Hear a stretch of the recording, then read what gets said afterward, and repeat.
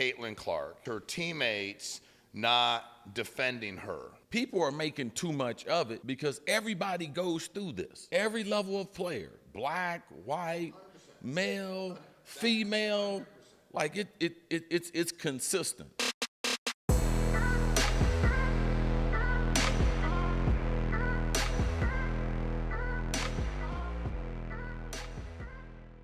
All right, guys, welcome to an episode of Fully Loaded with Chris Carter and Shawn Meaike. Really excited to have you. How you doing, bro?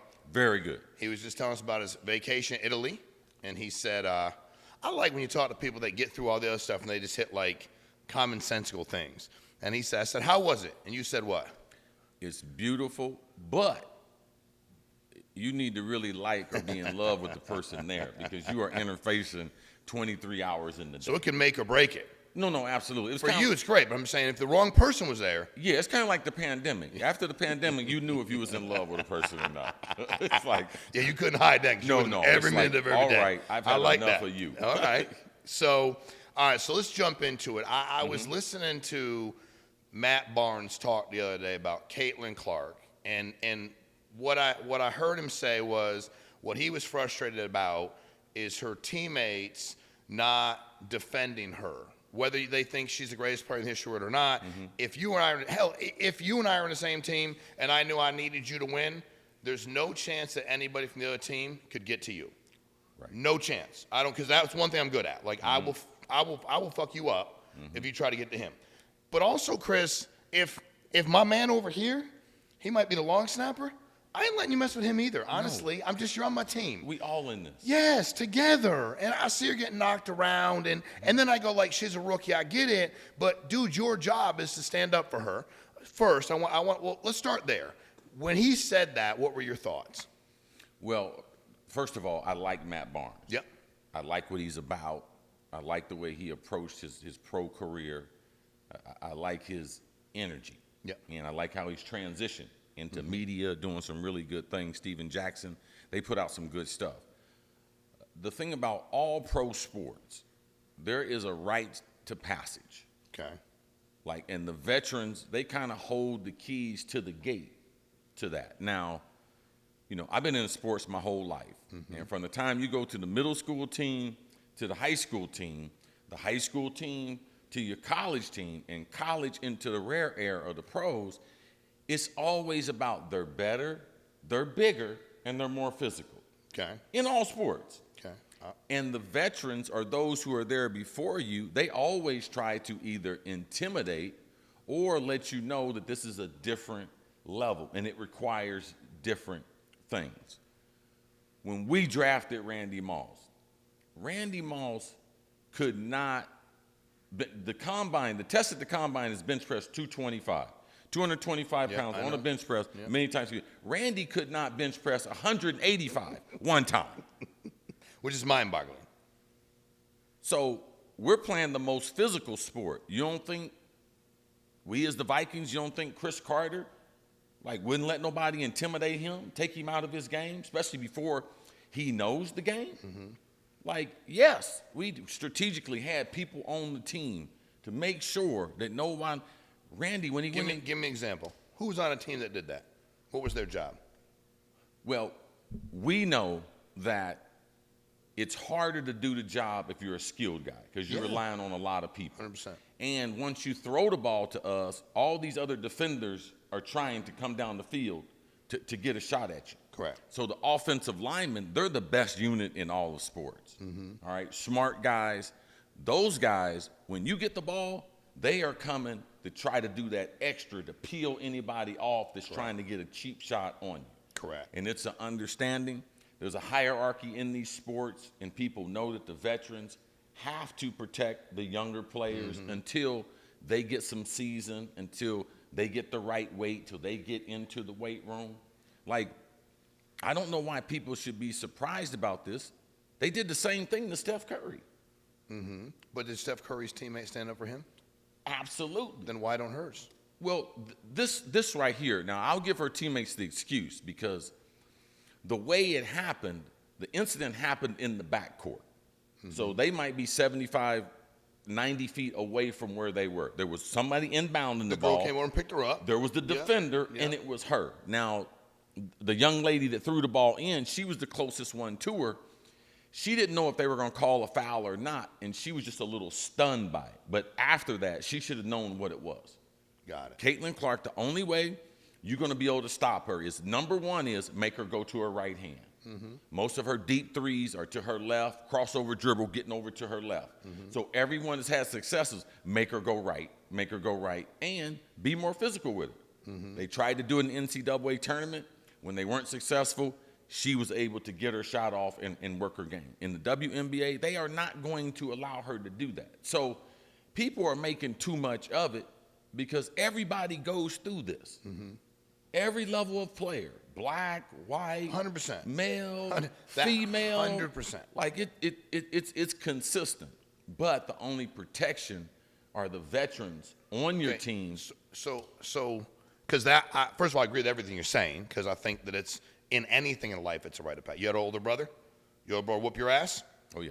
Okay, I was an older brother. Then I had cousins that were older than me. You know what they did? Whoop my ass. It was my rite of passage to earn. Right. But my friends or other people that were around, it was their job to, like, I got teammates too. And all I'm saying is that I agree with you. It's not a black-white thing. It's not oh my God, look what happened to Caitlin Clark. Did it happen to Jordan when we got in the NBA? Yes. Yes. They had the Jordan rules. Correct.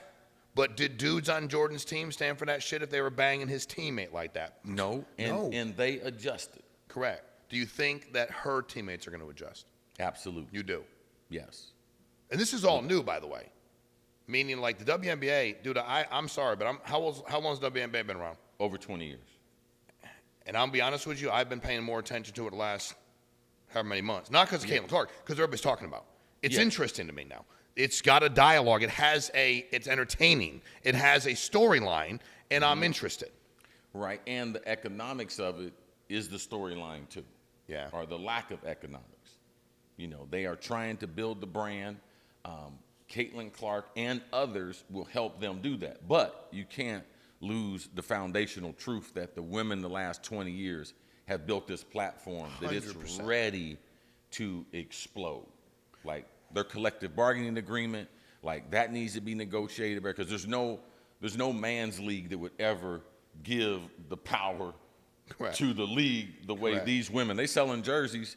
I mean, because they're marketing, like they could market their merchandise, but the ladies aren't receiving anything from the proceeds of all the jersey sales. Like, that's crazy. It's beyond crazy. Do they have an agreement, collective bargaining, union, the whole deal? Oh, yeah, and the agreement is they don't share in that part of it. And that's what they agreed to? Yes. All right, so the Olympic team. She's not in the Olympic team, right? And I don't pretend to follow enough of women's basketball to know if she shouldn't have been on the Olympic team. I'm a businessman. So from a business standpoint, like, when I started watching golf? When Tiger Woods played. It was a story. He was unfucking believable. I loved watching him play. I loved watching him fist bump. He brought something to that game, that sport, that changed the way I looked at it. And honestly, right now, for the last however many years, he's been through a lot. He's had a lot of injuries. But dude, if he wasn't playing on Sunday, I'd watch. But if he was playing on Sunday, I'd watch the entire freaking thing. Probably a lot of other people. From a business standpoint, they're trying to do all these things WNBA. Would it have been good business to have her on the team, or you're like, dude, it don't matter? Number one, do you think she should have been on the team ability-wise? No, everything matters. I mean, even if you can talk business, it matters. But ultimately, is she one of the best players? She? No. She's not. She's not. Okay. And the thing about Tiger Woods, the reason why you can watch him is because his talent is transferable to any golf course. When you are a great college player, legendary, once in a generation, whatever they call you, that don't mean you're going to transfer over to pro sports. Tim Tebow, arguably one of the greatest college football players, right? Yeah. That don't transfer over to the big leagues. Caitlin Clark, I do believe, because of what she has fundamentally, her ability to be able to shoot the ball, her ability to be able to dribble the ball and pass the ball, her uniqueness, it's transferable. She should be a very good player, but is she going to be an all-time great? I don't know that part yet. Correct. So that part right now, she's not one of the 12 best players in the world. So when we send our Olympic team there, if she's not one of the 12 best, why should we take away a spot? This is a once-in-a-lifetime. You shouldn't. I think the 12 best should go. I'm asking you if you think she's one of the she best. got plenty other Olympic teams to be on. Mm-hmm. You know, if she's that good, she keeps working on her game, I'm sure the Olympics will be in her future. But right now, I don't believe that she's one of the 12 best players, and the women that have earned this deserve to be there for this once-in-a-lifetime opportunity. What do you, because I'm listening to what you're saying and then trying to. And there's a history of other great players not being on the Olympic team. 100%. If you were advising, if Caitlin Clark was on a team you invested in, and you walked up and you could give Caitlin Clark advice on just the game, handling it, what is something you'd be like, hey, if I was you, I might be? What if there's something, if you were like, hey, dude, if I was talking to her, I'd probably, as a former pro, Hall of Famer, I'd probably give her this advice, man, because this is what she's going through right now. What would be something you think that she could do differently or better? I would just try to be as normal as possible. I would try to be exactly like my teammates as much as possible, because people are going to blow things out of proportion because of who she is. Correct. People are now talking about the charter flights, because when she was getting harassed in the airport, they thought it was, now is it more important? So now that they're looking at charter flights for the women to be able to travel around the country, that might just be timing too. Correct. That might be timing. The economics of the league. The economics. Yeah. They might have all come together, but having young, exciting players that bring something different to the game, they should be excited about that. They should be embracing that. But from a branding standpoint, she is, based on everything that they built, she is the perfect transition as far as marketing. And not because she's white, but because she's good. Mm-hmm. She is a heterosexual. That's more marketable. Yeah. They haven't had that. Mm-hmm. So what she brings some real authenticity to where the league needs to go. But she needs to do a better job at just being like everybody else. I didn't say a better job. Okay, if you were to say, you'd give her advice to say, just fit this in, is her relate. Like, this is your rookie year. Correct. Right? We are learning so many different things. Now, I was with a phenomenal rookie, Randy Moss. Randy Moss scored 17 touchdowns his rookie year. Correct. Now, he is a once-in-a-generational talent. 100%. He is a dude's dude. Yeah. He is a fighter. So when people say all these things about Caitlin Clark, it's like, I've been with some killers. Like, I've been with some people that they was one of one, and how they responded. Like Randy at the beginning of the season, man, we gave him 3 or 4 routes. This is all you need to know, bruh. And we want you to learn them. But Randy was such a savant. Then we just kept pouring more and more into him. And the more he learned, the smarter he got, the tougher he got. Outside of his ability, the guys on the team love him. Say that one more time. Outside of his ability, because obviously he was a freak. Mm-hmm. Did the guys love him? They loved him as a teammate his rookie year? They did. They did. I mean, he got a swagger about him. Yeah. Like, he got something about him that's refreshing. Like, when he comes into the room, you know, as a 21-year-old, man, and we were already pretty good. It just gave us something else. But it's relatable. Oh, absolutely. Like them, it's pliable. you can touch it, man. You're like, something just happened. When you show up at the stadium and he on the bus, and he get off on your team, and he go in there and get dressed, and you get stretched next to him, man, we got a chance. Bro, we got a chance. So I love that. I understand what you're saying. I appreciate it. Because now, when you look at, do you go to a lot of WNBA games? You've been to a bunch of games? I've been to a handful of games. Okay. How many were they? Quarter full, half full, pretty good crowds? No, the crowd has always been undersized. Got it. But they're starting to get some pretty good crowds. Yes, they're getting better representation, yes. And all the teams. Yes, yeah. absolutely. I mean, there's some unbelievable. Yes. Yeah, in the last several years is probably at an all-time high as far as the popularity and the names and faces. Are you surprised? having watched it for 10, 12, 15, 17 years, are you surprised that the economics, forget about Caitlin Clark, any individual player, are you surprised that it's doing what it's doing now?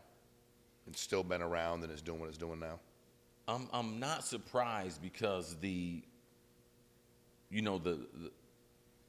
basketball and where the NBA is and their global reach, when they partnered with the WNBA, that was a lifeline that they we'll never die. Never fail. Yeah. Now, it might be marginalized, but the NBA, they can still be a better partner, a better big brother to the WNBA and help facilitate that because they got it from a global perspective. Mm-hmm. They got the best players in the world. Mm-hmm. If you look at the last several years, the MVP of the league is non-American. Mm-hmm. Correct. Now to be able to pull that off in a game that's dominated by African Americans. That's right. They got Luka, Embiid, Joker, bruh. That's what makes it so special. So now, if you want to play basketball, you got to come to the NBA. That's right. And that's the way all these guys, and they've changed the game. Also, that the European players can be more functional. They've taken some of that physicality out of it that those European players didn't like. Mm-hmm. And that's the same thing in the WNBA. Mm-hmm. The girls know, the women know, the way to slow a girl down like that is to be physical with her. Correct. Like, I'm going to put some pressure on her. Mm-hmm. I'm going to make her uncomfortable. If not, she going to roast me. She going to be laughing at me. She going to be doing all the kind of stuff she was doing in college and everything. Yeah. No, I ain't getting ready to get clowned. And that's the difference between college and pro. The mentality of the athlete you run into is the elite of the elite. Mm-hmm. And that's why it's the best. So the Olympics, men. So the men now the roster is loaded for the men in France, right, in Paris this summer.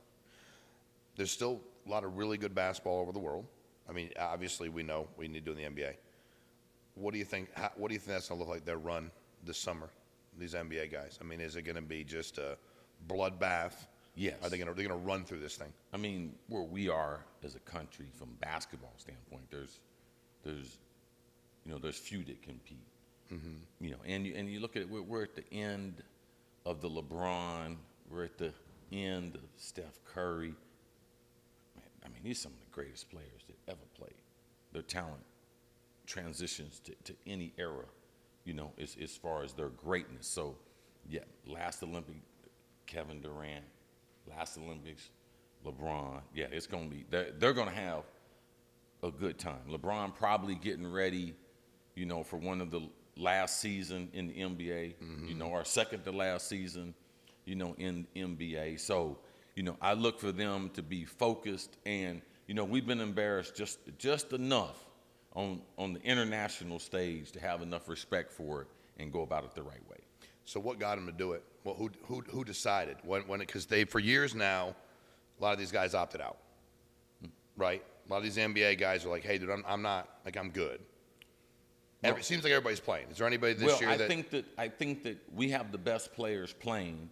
We have had for the last at least decade and a half, the best players are playing because of the partnership between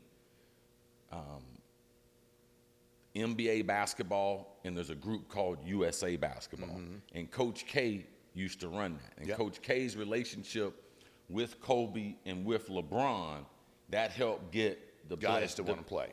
Yes. And they love the way they go about it. Coach K has a very professional staff, guys like Steve Kerr,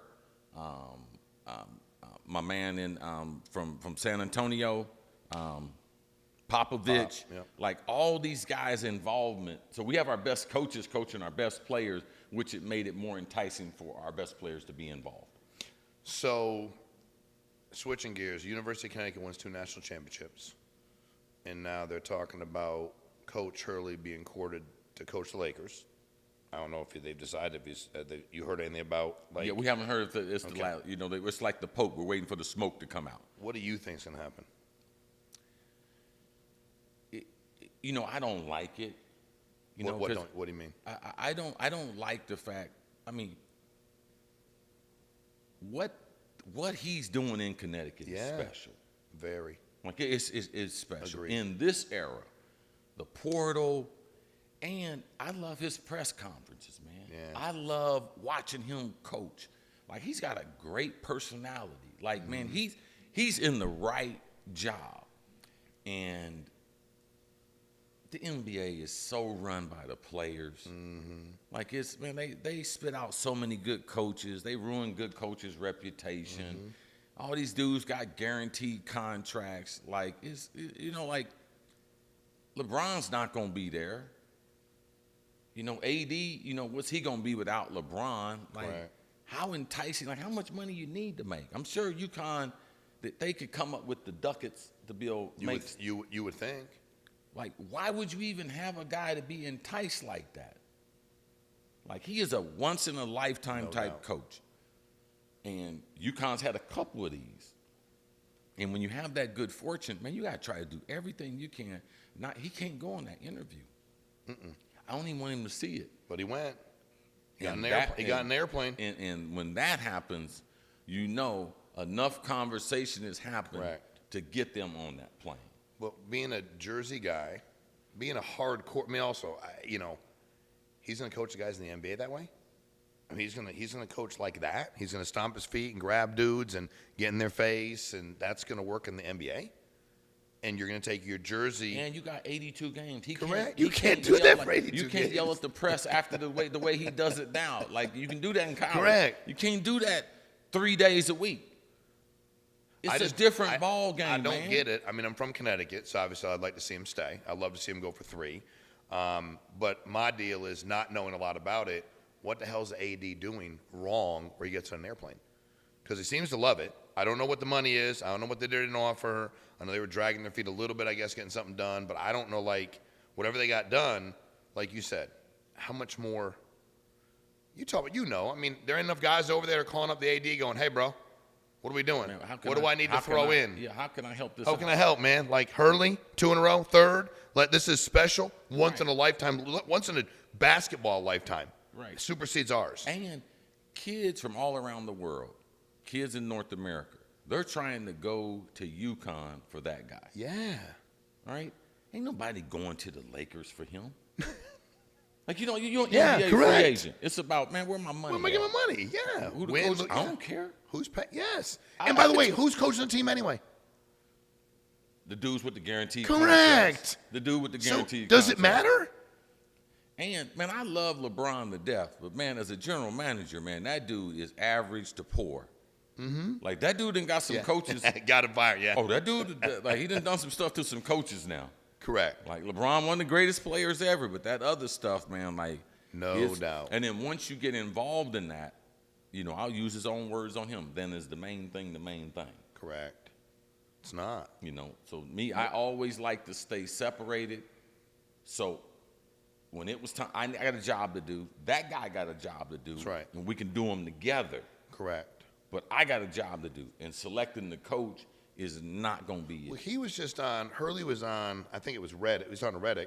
And he said, what do you look for in a kid? And he said, I don't mess with the parents I don't like. If the kid go up and down the bench and he don't dap everybody up, I don't like him. And everything explained. I'm like, dude, have you watched an NBA game? I've never coached an NBA. Have you watched an NBA game? I don't want to be around people that don't want to rebound me. And it's just, the whole thing's just odd to me. I mean, and again. What ends up happening, and it's happened to, it's not the first time, Coach Calipari. Yeah. He went to the NBA. What happened? Coach Pitino. All these dudes, one of one. Yeah. Flashy, boisterous, guys gravitate to them. Yeah. Men of men, they go to the NBA and get crushed. Correct. Crushed. It's a different, they know basketball, but it's a different brand of basketball. But how do you take a guy that's that, call it whatever you want, presence, alpha, and have him come in and go, hey, dude, you're no longer in charge, really. Them dudes with the guarantee, they're in charge. You're no longer in charge. They lie to him enough, and the money. All right, I'm going to give you twice as much. That's what he's going to get. I'm going to give you twice as much money, but you're going to have twice as much, half the control. Correct. But and guess where Coach K stayed his entire career? Because Rob Pelinka is going to pick the players. Correct. Now, he's going to, ask for your input, but at UConn, I know who's picking the players. Correct. You just told me. And you can't use the same rationale at L.A. So guess what as has you to did at happen? UConn. You have to change. Correct. Well, how authentic is that? And I just won 2 championships in a row, but I'm going for 3rd. I ain't changing. Right. I came here to change you. Right. It's like, good luck. When you are a champion compared to I'm in the process of learning my profession. That's right. That's right. Like that's a different proposition itself. All right, so Coach K, he didn't go. He stayed. He never went. Yeah, sniffed it, but it's like, no, I'm good. Right, I'm good. Yep. Saban did it, and how great, how in and out. All of them, they either get punched right in the chin Yeah. or right in the nose, and you know that nose punch that sends you home. Yeah, it does. You the eyes of water. It's a bad. Yeah, it's a bad one. So I want to ask that. You are very involved in collegiate athletics, FAU, live in this world that everybody's navigating, this NIL world. You understand that you're very involved. And I asked you this a while ago, but I want to ask you for everybody, because I said, man, I was watching Nick Saban talk about the players only had 2 concerns, and that's when I knew I needed to, me and my wife, he was talking about the 2 of them, that the players only wanted to know how much am I getting and what's my playing time. And I thought to myself, damn, I always thought that's kind of, not what I'm getting. I get there's a different landscape with the money, but it's kind of like that is what they should be worried about now, right? Is that like if your son right now, I mean, you've done well, but let's not say, let's say it's guy down the street, mom and dad making whatever making a year, trying to get by, doing their deal, and the son's that good and he can go where he needs to go. Should he not be worried about those 2 things? I'm disingenuous if I'm not talking to him about what the market is. Yeah. Nick knows what the market. Nick set the market He in did. coaching for years. Correct. Like, he put his hammer down. Mm-hmm. But the problem became him and his wife and other people start talking about the business that they've been thriving in. Now they want to see how can we thrive. Correct. Oh, I don't want to be discussing that. Well, you shouldn't be in college athletics now. That's right. Because that family deserves the right for somebody to sit down and explain to me, I got a once-in-a-lifetime opportunity. I might have the golden ticket. What should I do with it? I'd rather I'm asking you than asking people on the street who don't know. So I'm glad Nick and his wife, they didn't milk the system long enough. 100%. Yeah. Made a lot of money. I guarantee he got over 100 million. Mm-hmm. He ain't never missed a negotiation yet. Okay? But when other people start doing what you have thrived at doing, then there's a problem. Nick was realizing these kids, I have less connection points with them. And now with the NIL, the playing field is more level. You ain't got no secret sauce. Correct. Or even if you was paying players before it was right, now everybody in the game Is really okay. Now what you gonna do? Everybody can pay the players. So now you have to build, sell yourself, what you can do for those players, and the players don't have to put up with his BS. Now they can go somewhere else. Like I don't have to come here and get my head beat in.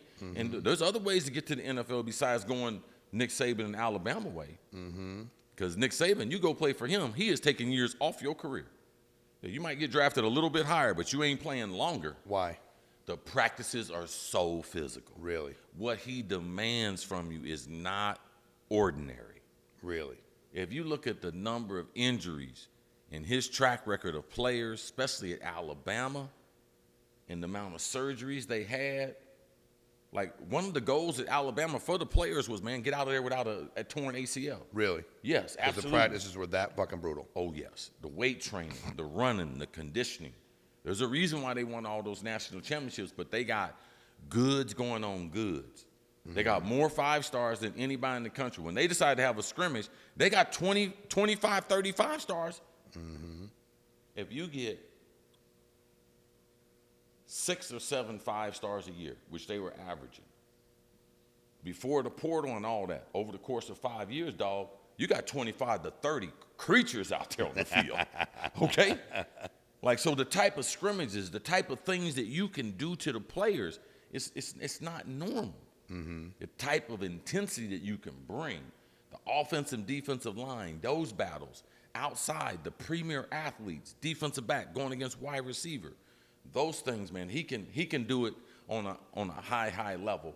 And the reason why I know, I've coached at Alabama at their summer camps. Nick Saban offered me a job to be their wide receiver coach, offered me a job to be a part of their football operations.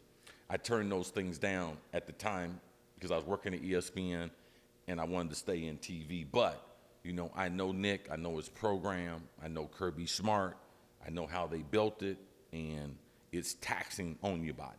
So that's another part of it then nowadays. I mean, it's a selling point for guys to get out alive and be able to monetize the game. They're monetizing in college. But obviously, was it years ago, did guys feel like, man, my best shot to be in the NFL is to go to Alabama? Like, is that my bet 7, 8, 10, 12? My best shot to get in the league is to go through here? I think at Alabama, you know, their ability to be able to compete by gathering all this talent and they sacrificing, that was a very good business plan. Correct. Because Nick Saban produces a lot of good college players and a lot of pros. You want to get drafted, you want to learn the process. That was the pitch. You want to learn. We're going to get you paid for however many years. Yes. After this. When nobody was getting paid, allegedly, we're going to get you paid. Yes. So you want to get drafted. But we're going to beat the living shit out of you. You're going to beat the living shit out of yourself to get there. Yes. And you might be able to go to West Virginia, go anyway, and not beat the living shit out of yourself. Well, this is the thing. It's going to be tough no matter where you go. Agreed. Yes. But it's that Division old I school mentality has died off. There's a few of them dudes alive, and one of them just quit, Nick Saban. Yeah. Okay, so that mentality is different. Dabo Swinney, what he's doing, it's difficult, but it ain't Nick Saban. Ryan Day at Ohio State, what he's doing, it's difficult. Harbaugh, what he was doing at Michigan, it's difficult, but it's not Nick Saban. If you had a kid right now who was a junior in high school and everybody in the world was recruiting him, who would be the 3 coaches you want to play for? Top 3 in the country. Get up with coaches. Ooh.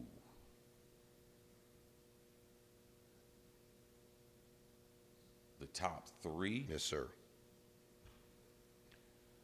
Wow.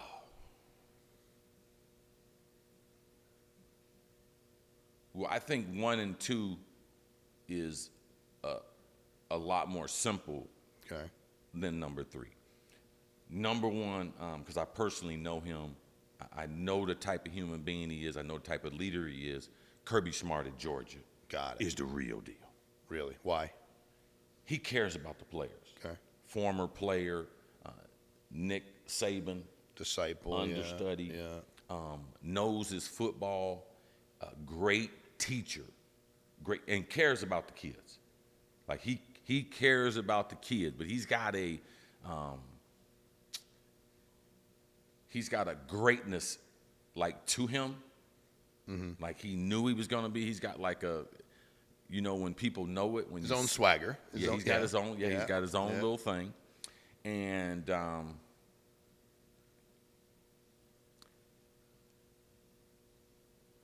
I would probably say, man,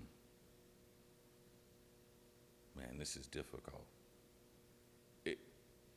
And I went there, man, 40 years ago. I got to say Ohio State and Ryan Day. Mm-hmm. I know you're a big Ryan Day fan. They do a good job. Like they really do. If Harbaugh was still at Michigan, that would have been my 3.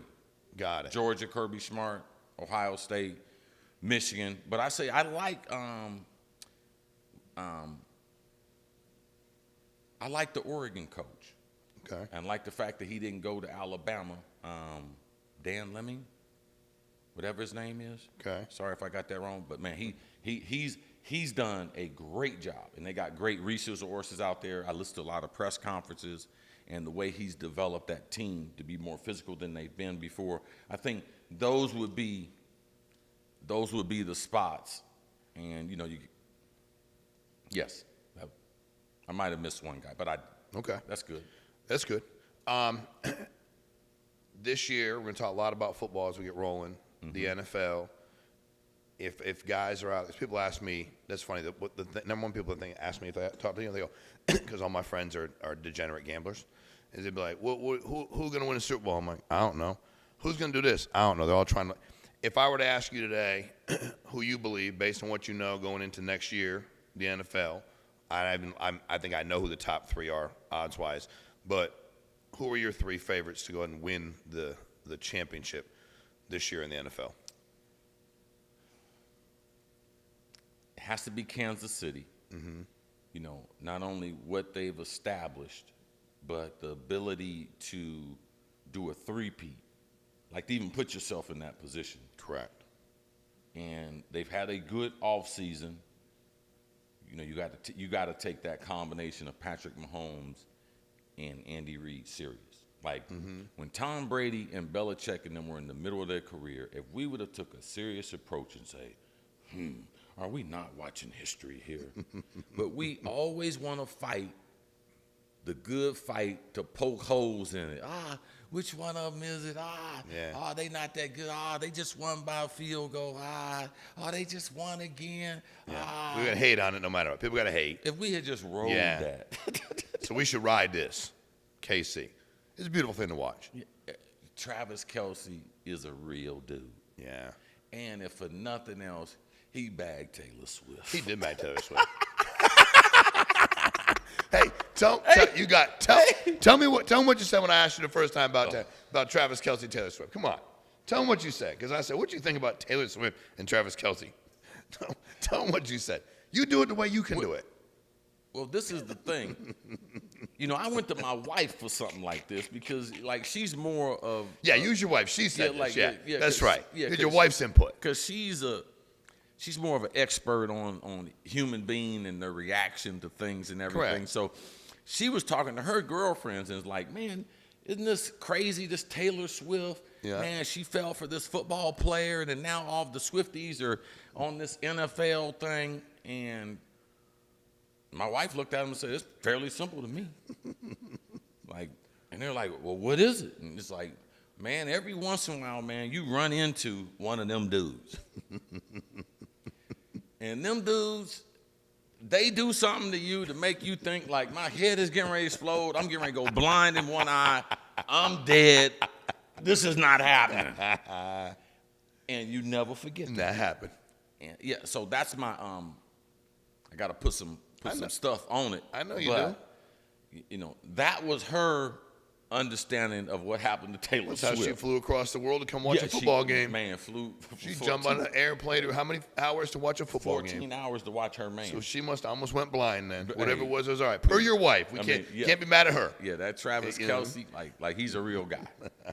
Like, he's a real guy. But I think that you have to consider what they're doing. Patrick Mahomes is a once-in-a-lifetime. So, number one, their odds-on favorite. Who else? Who would be two of the teams? The team that I would be watching out for, two teams. Houston Texans. Okay. C.J. Stroud, second year, but they are stacked. Wide receiver, running back. Like the coach? Defensive end, yes. Yeah. Love the coach. Yeah. D'Amico Ryans, a dude's dude.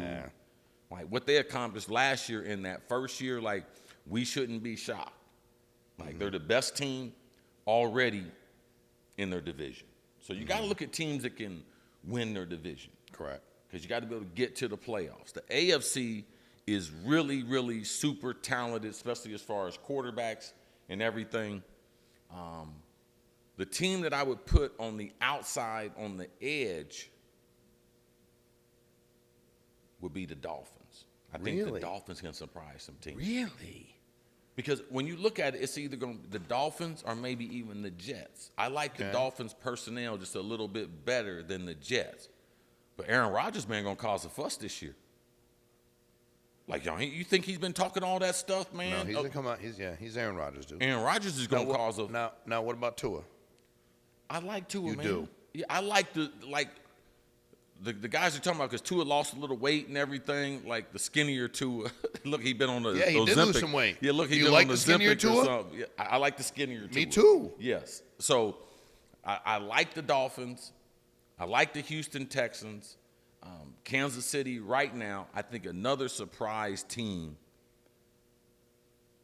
and I hate to say it, man, the Green Bay Packers. That pains you to say. I hate the Packers. Well, really? Because that young quarterback Jordan last year when they Love, yeah. shocked Dallas, Yeah. I believe that could just be the normal for them. Yeah. Green Bay is doing a lot of good things right, and it really, really helped them to get rid of Aaron Rodgers. Yeah, it did. And they People up there breathing oxygen.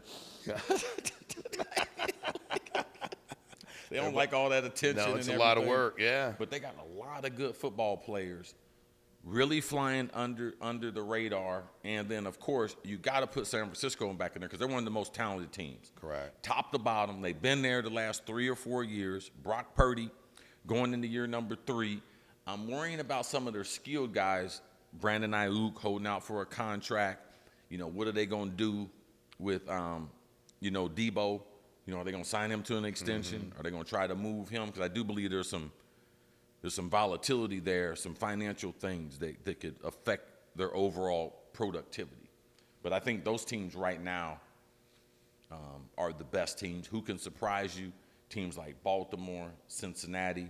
Who's a team that can come from nowhere? Russell Wilson, Pittsburgh Steelers. Really? That's why our product is so good, Yeah, man. that's true. And you got Russell Wilson You with think a Russell top Wilson 3 got some defense football team in in him Pittsburgh. still? Huh? You think Russell Wilson has some football in him still? Oh, absolutely. You do? Yeah, his wife ain't gonna let him quit. She about that. So he is. She about that limelight. She about that. Russ, let's get this done. And them people in Denver tried to embarrass Russ. Russ played good last year. Why they try to embarrass him? What they do? Sean Payton. It was a power struggle between him and Russ. Yes. So it wasn't Russ walking in there being like he's king of the world and talking shit. It was Peyton. Well, Russ got an ego too. Yeah. Sean Payton. But when Sean Payton came there and they gave him that big guaranteed contract, anybody in the building that didn't acquiesce to him. And last year when they beat Kansas City, Denver, the morning after, Sean Payton had called Russell into his office and told him that he wanted to drop the guarantees and stuff he had in his contract. Correct. And Russell said, hey, man, I'm playing good. Yeah. This is about business. I ain't dropping those. I'm a businessman. I ain't dropping That'd be those. stupid. So they cut him. So now he still got guaranteed money going to Pittsburgh. Pittsburgh's paying like $1 million. Denver's paying like $35 million of it. So he got a free roll. He get his money in Pittsburgh. And Pittsburgh gonna have a top 5 defense at the least. Yeah. And Russell Wilson, if he can get them crazy wide receivers to the Pittsburgh Steelers to calm down and be productive, because all they've been doing is a bunch of talking. How I know that? Because Mike Tomlin told me to come there this year and talk to him and get them straight. Yeah. So I'm gonna go to Pittsburgh, spend some time with them in fall camp. Yeah, but I think Pittsburgh can surprise a lot of people. Who's the most overrated team? You think people are like juiced up or gassed up in that you don't see it? Man, Dallas. Dallas. Dude, okay, you a Dallas. Jerry Jones fan. Well, this is the thing. I know Jerry. Why Okay. can't they win? Why can't they go to the playoffs? See, Why okay, can't now they go listen, to the Super? okay, now listen. Help me understand Okay, this. now I'm going to help you Because I understand. don't know. There's 2 games that Jerry's playing. Okay. One of them is economics. Yes, he's winning that. Homie, I'm winning. Hey, homie, I'm winning. He's winning that. Okay. No doubt. Now, what he has learned about football has gotten in the way of him winning at football. Number one thing, he's got his son helping pick the players. Which is stupid. I believe there's other things that his son can do. You know, just because you walk through a garage don't make you a car. Correct. Okay, you are a human being passing through a garage. Correct. Now, when you are traveling with your dad in life, and your dad has been successful, that does not make you. Amen. So it already puts a cap on where the team could go. So for me, they've had a problem as far as the people they pick for years, how they're going to target the players, and if Jerry wants to do something, he can interject himself, and it might throw the whole, whatever the game plan is, it could throw it off because he has that type of influence. You can't be an owner and doing a radio show talking about the personnel and the coach every single week. Like, you are not that important. Even though you're a billionaire, your opinion is not that important to put it out on the airwaves that my players have to answer to that week in and week out. Well, Jerry said this. Well, what's the player supposed to say now? It ain't like somebody just in the locker room said, no, the guy that signs your checks at the bottom, that guy said this. Oh, okay. I know for me, if I was in media, it would change me every time I say, what did he say? Yeah, absolutely. Yeah, Okay. absolutely. Yeah. Whatever Jerry said, yes, That's right. About my money. Yeah, Yes. no problem. So for me, he's always, not selected the best leader for the team. I believe Mike McCarthy is a good football coach, but is he the best coach for the Dallas Cowboys? Based on the way Jerry wants to do things, yeah. Does Jerry want to win? He's winning financially. Does he want to, at the end of the day, when they don't win, when they don't make it through the playoffs, when they sure as hell don't sniff a Super Bowl, does he give a shit? Is he so torn Well, this up? is the thing. I know him enough to know this. It kills him not to win. Really? Yes. But he can't get out of the way. Ugh. That's painful. Because you got every fucking resource in the world. Just get out the way and let him win. Put the right dude at the helm and let him win. One of the best Jerry Jones story, because Michael Irvin and I are very good friends. Yeah. And the paper boy, in the days of the paper boy, a guy throw the paper, Yeah. hit the door. Yeah. So at Jerry's house, the paper boy threw the paper, hit the door. Mama goes to the door, gets the paper. Jerry, he's sitting in the kitchen drinking his coffee. Mama throws the paper down. Bang. White House investigation. Dallas Cowboys, drugs, prostitution. Jerry, what is this? I have no idea, sweetie. I'm going to go to work and find out immediately. Yeah. He calls up Michael Irvin. Michael Irvin, get to my office. I need to discuss something with you. So Michael comes into the office. He sits down. Jerry slaps the paper down to him. Michael, what is this? Michael picks it up, reads it. Boss, I'm going to tell you, it was a good idea that went bad. Ain't that the truth? That's beautiful. Hey, boss, a good idea. Went bad. Good idea went bad. You got to love Michael Irvin. So Jerry cares about his players. Yeah. Now, there is no one that loves his players and takes care of his players what people know and what people don't know. Mm-hmm.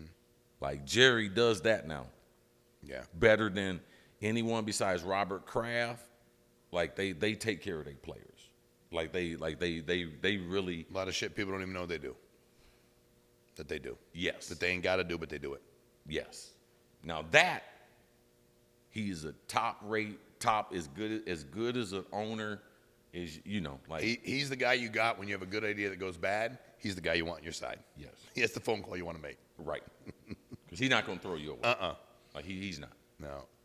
Beautiful. Well, they can't. I don't know. Dak Prescott, the right guy? Well, this is the thing, and it's kind of like what we experienced in Minnesota with Kirk Cousins. They are professional quarterbacks, and they're good enough to get paid, but they just good enough to get you beat. Mm-hmm. And now it's an arms war, man. We got all these Justin Herbert. Man, we got these guys are slinging the ball all over the place. We got Lamar. Yeah. We got Mahomes. We got Josh, man, in Buffalo. Kid in Green Bay. Oh, bro. Yeah. Like, these guys can only take you so far. Correct. So it becomes difficult. Like, I'm not going to be talking about, is the guy worth the money and everything. But, man, these guys can only take you so far.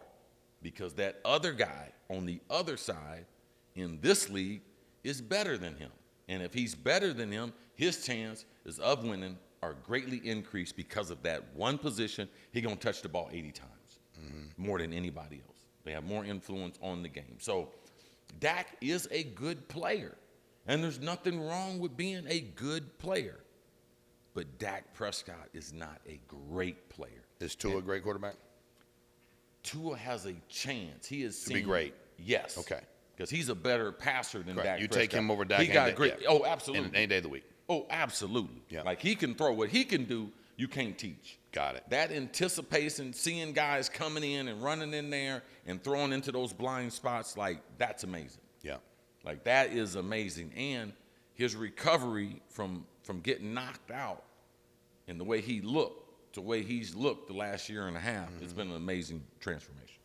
Well, as always, unbelievable. Appreciate your insight. Thanks, guys, for watching Fully Loaded. Download, subscribe, like, share, get it out. We're excited about what we got every week with Chris. Who are we, man? We're fully loaded, right? We're not fully loaded, bro. Yeah, fully loaded. I was testing him earlier. They're in podcast. He failed the test. We're back at it. I failed the test. Andrew failed the test, and we got checked, so we're all good. A good idea gone bad. That's exactly right, bro.